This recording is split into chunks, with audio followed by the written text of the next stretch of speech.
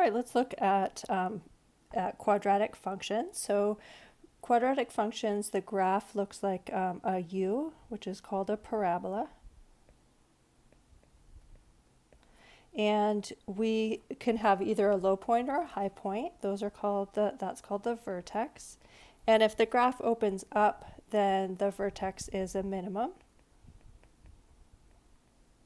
And if it opens down, then that is a maximum.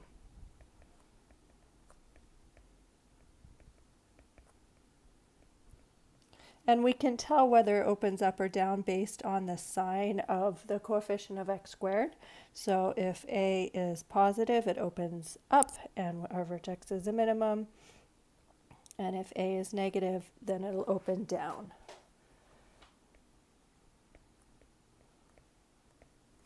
And so that opens up. Okay, and then there's also this axis of symmetry. So if you know a point on one side of the graph, you can just go over and using symmetry find another point on that graph of symmetry.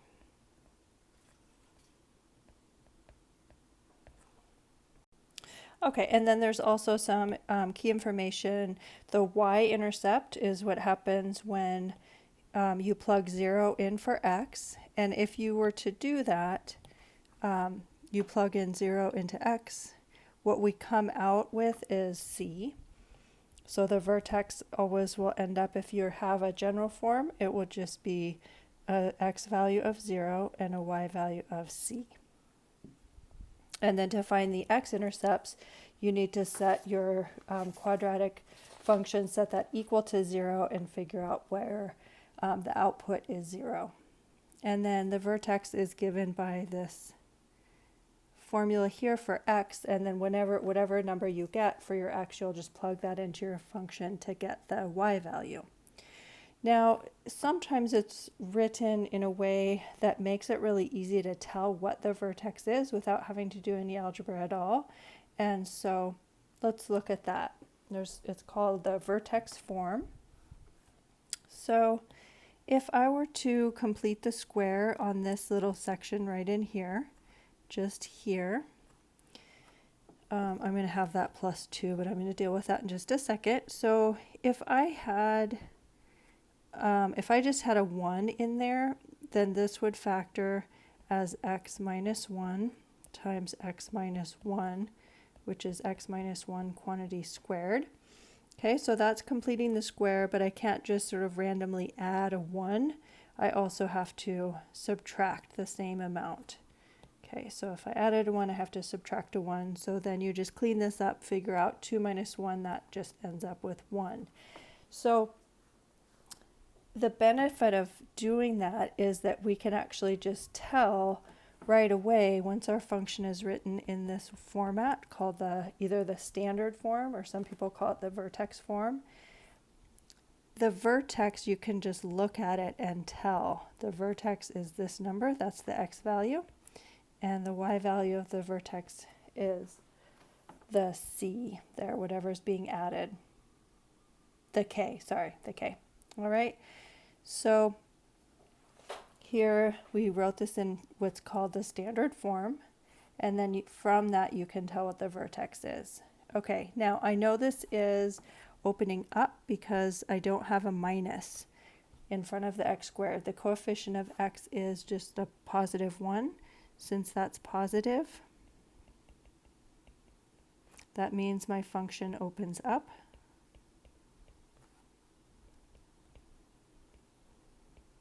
Opens up. Okay, so if it's opening up, that means that this is the minimum.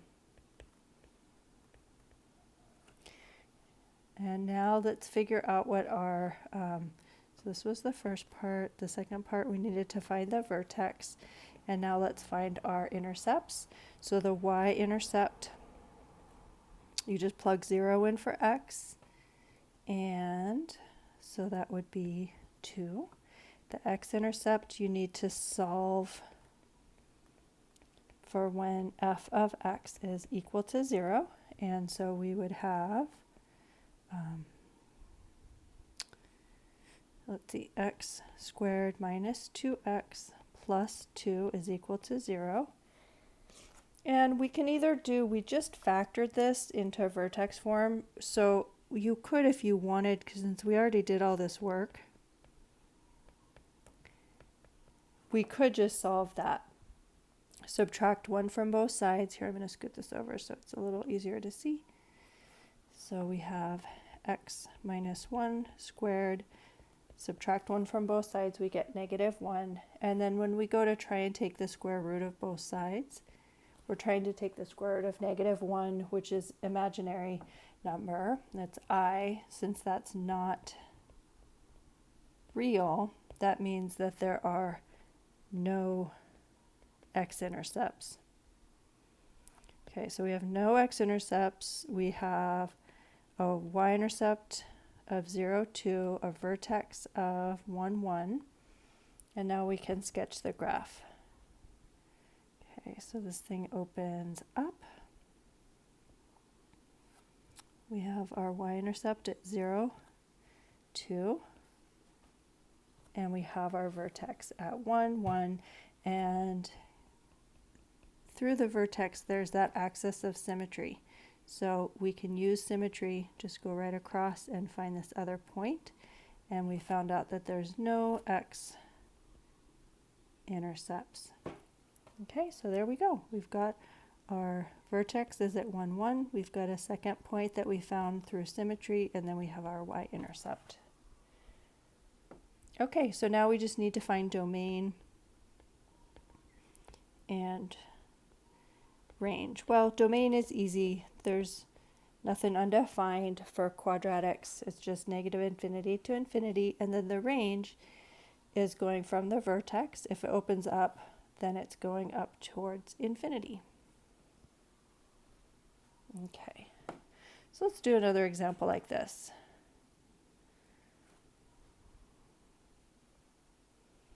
All right, oh, that's kind of copied in a weird way, so we're not going to worry about that. All right, so I could, if I want to, factor this out and write it in vertex form, which is fine. Negative 3, I would factor out whatever the coefficient is of the x squared. So I had negative 3x squared plus 6x minus 2. If I factor out a negative 3, I'm dividing both of those coefficients of both x squared and x by negative 3. Let's scoot this down just a little bit. Okay, so then that would give me that f of x equals negative 3 times x squared minus 2x, and then I still have that minus 2.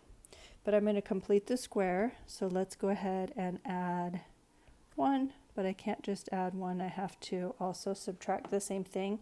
But notice here, it's not really adding 1 because that's getting multiplied by negative 3.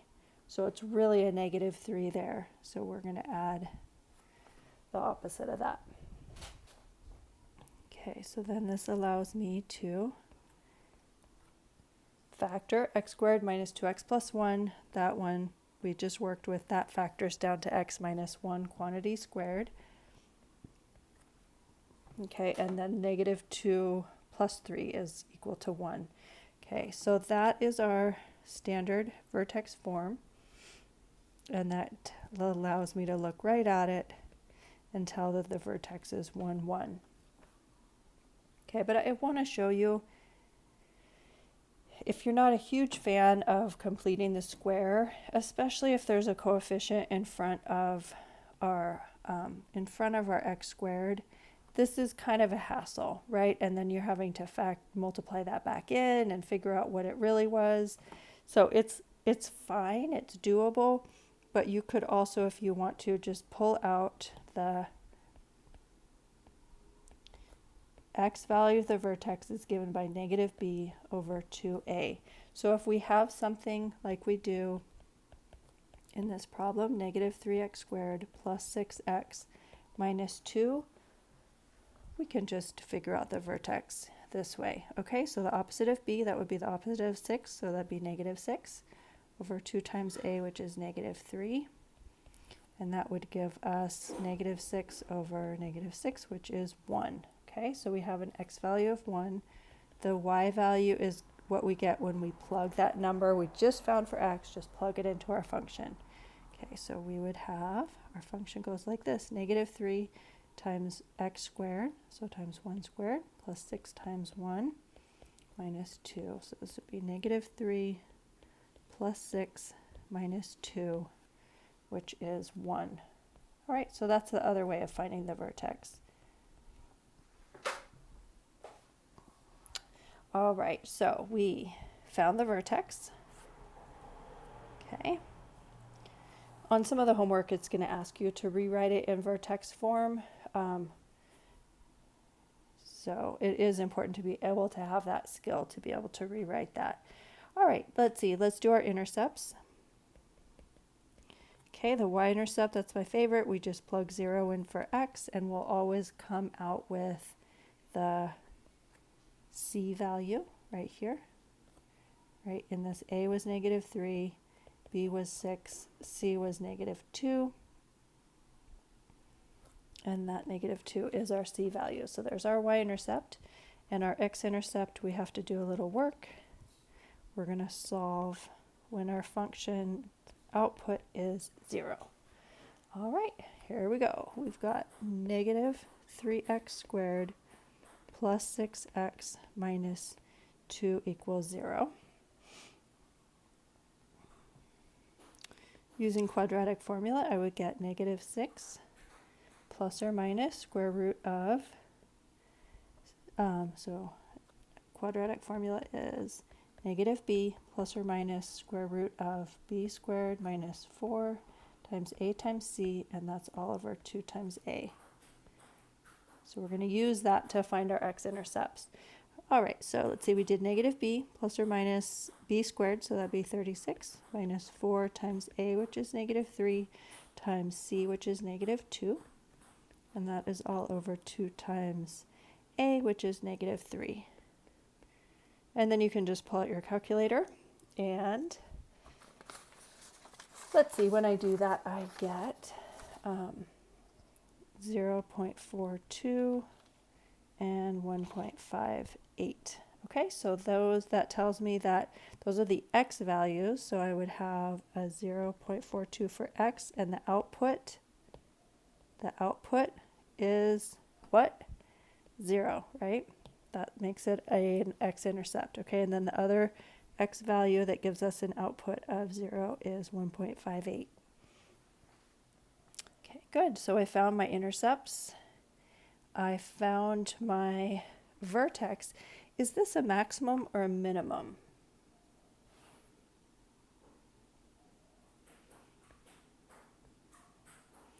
Okay, well, let's think about this. It has an a value that is negative. Okay, so that means that the graph opens down.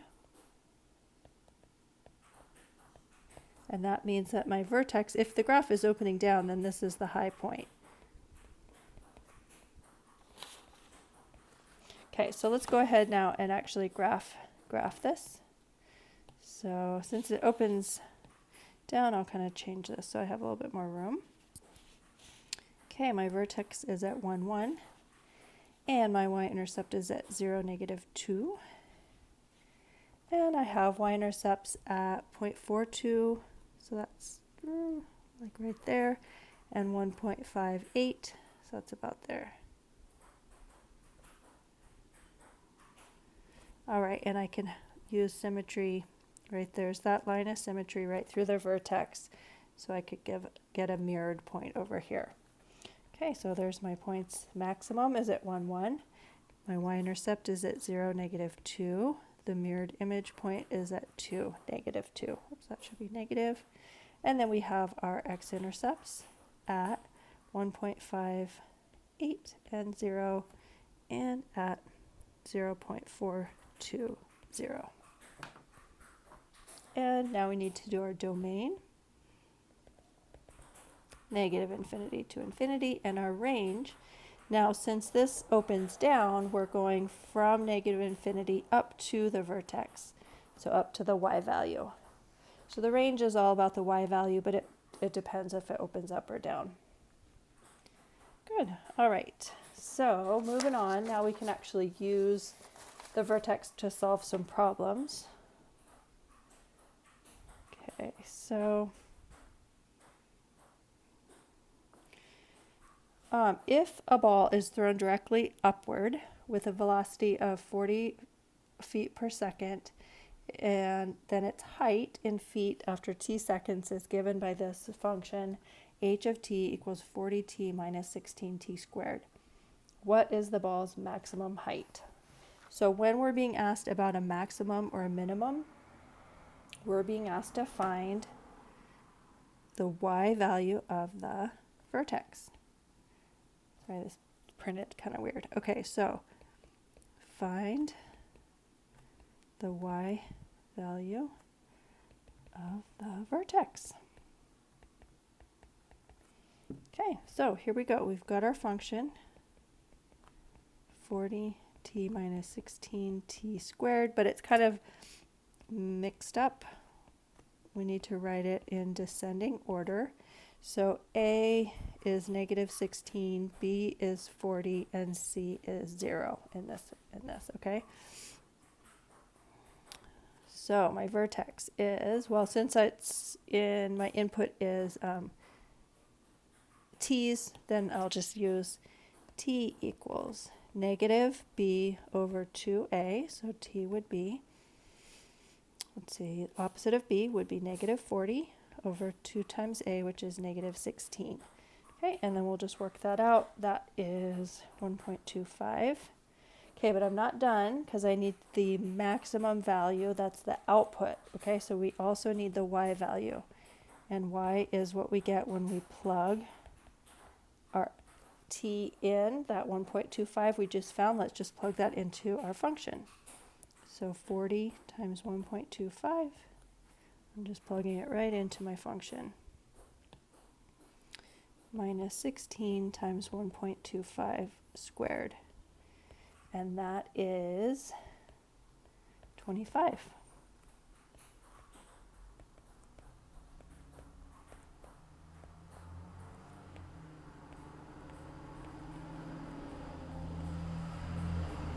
Okay, and then we'll just write that out as a sentence. The ball's maximum height is 25 feet. In this last example, I want to figure out the function given these this information. So it's a parabola, so it's going to be in this form of either f of x equals ax squared plus bx plus c, or the other way that we know is the standard vertex form, and I'm going to use that one just because I'm given the vertex. So it's like this, a times x minus h quantity squared plus k, where the vertex has an x value of h and a y value of k. And then we also know it passes through this 0.32. Okay, so I've chosen my vertex form. I know that h is 2 and k is negative 3, but I need to figure out my a. All right, so I'm going to use x is 3, y is 1. Okay, so I'm going to replace this f of x with y. Okay, and then I'm going to plug in 3 for x and 1 for y. So 1 for y, a times 3 minus 2 squared minus 3. And then we'll just figure out what our what our a is worth. That would be 3 minus 1, 2 is 1. 1 squared is still just 1. And then minus 3. So then we can add 3 to both sides, and we find out that a is worth 4. Okay, so we have that. And we were really close here. So we're just going to put that together, and we've got f of x is equal to a, which is 4, times x minus 2 quantity squared minus 3.